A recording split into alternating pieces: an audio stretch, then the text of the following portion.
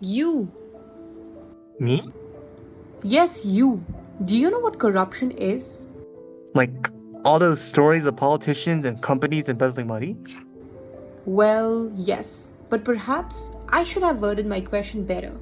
Have you ever engaged in corruption in your life? Not in my recent memory, no. Think about it.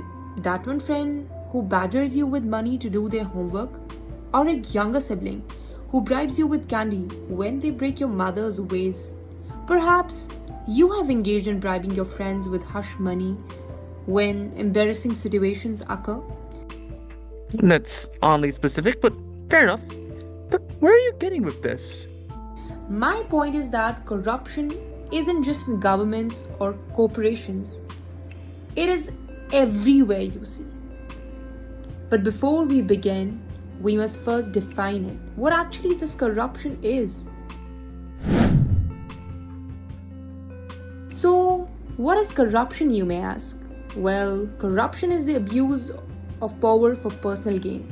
It is your politicians receiving bribes and your businessmen committing pyramid schemes. But corruption is a multifaceted monster. What do you mean by that? Corruption comes in all sorts of flavors. There are your bribes and embezzlements. But corruption does not always involve money.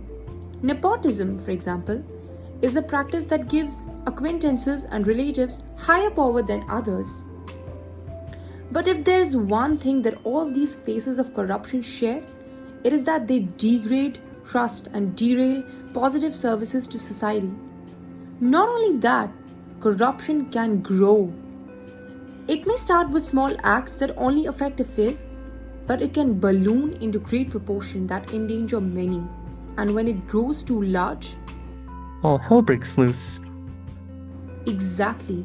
Corruption is a parasite, and like a parasite, it can also rear its ugly head in all sorts of places. It can occur at school, for example.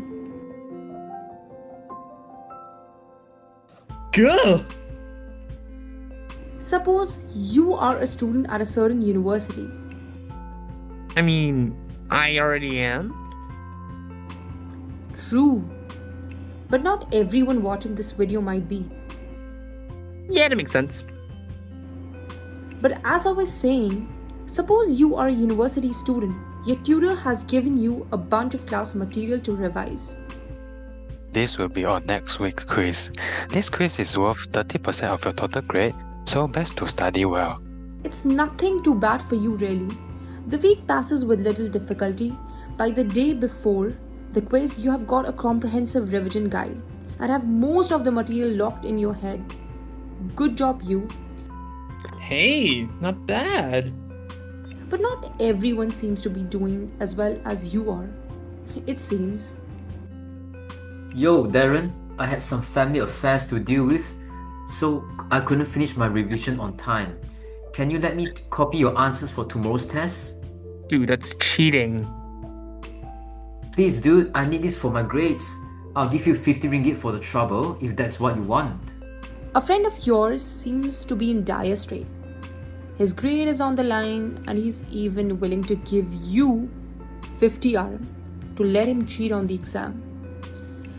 You know that cheating is not right, but 50 RM is 50 RM. Think of what you could buy with that kind of money. A good meal, some earbuds, maybe save it later. So what will you do? I'm sorry, but I can't take that money. I understand you're anxious about your grades, but copying my answers could get us both reprimanded and possibly expelled from here. Aw, But perhaps you can revise with me today. We still have a day to study after all. okay. Thanks for your help though. Well done. Integrity is important when it comes to even small cases like this. An honest action may not immediately benefit you, but it lays the future foundations for trust and respect. Now let's explore another scenario with a more subtle type of corruption. Now let's say you are a software developer at a respectable tech company. Okay. Your boss has just assigned one of his cousins to lead your department. This is my cousin Dave. He will be in charge of overseeing all your department's projects from this day forward. At first, your team seems skeptical of Dave's appointment but decides to accept him. However, it soon becomes clear that Dave lacks the experience and skills to direct your team, and project begin falling apart. It's a classic case of nepotism. Your boss has prioritized familial ties over merit, and it's costing your group's performance. This is miserable. None of our projects can seem to have wings, and it's no thanks to that stupid Dave. So, what can we do? Should we file a complaint to our boss? Dave is family to him. Even if he were to take our complaint seriously, I doubt anything would come out of it. But silence isn't an option either. Otherwise, we'll be stuck here dealing with this nonsense for even longer.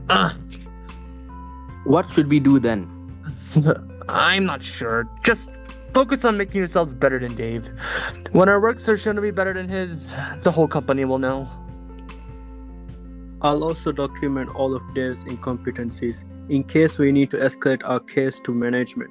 Perhaps the MACC might also take notice if our case goes particularly bad. Both are excellent approaches to this scenario. As with all types of corruption, there is no one easy solution to nepotism. Rather, by staying integral to yourself and focusing on your performance, you can create a culture of accountability. After all, change often starts from within. Well, that was an interesting few minutes. Indeed. What have you taken away from this experience? Corruption can take many forms, from bribery to nepotism, and is dangerous in all. That is true. However, by displaying honesty and a strong ethical compass, we can protect our reputations and foster accountability towards others.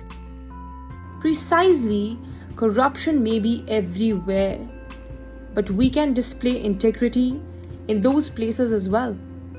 So, no matter where you are, let your principles guide you to better yourself and others.